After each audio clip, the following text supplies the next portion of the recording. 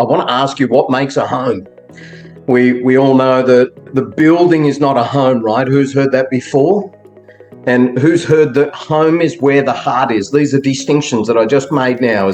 And so home is where the heart is, and that's what I want to talk about tonight. We want to go into the heart of what human needs are.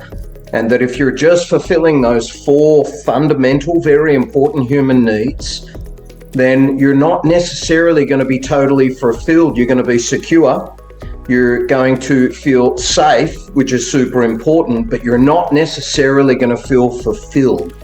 And so what does make a home is the heart that we put into it.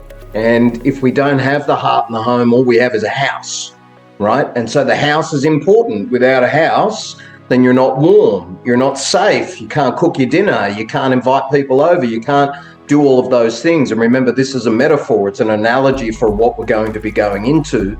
But if we don't have these next two human needs, if we don't have what Maslow called self-actualization, then we're not actually going to have the heart of the home. We're not going to feel like it's our own home.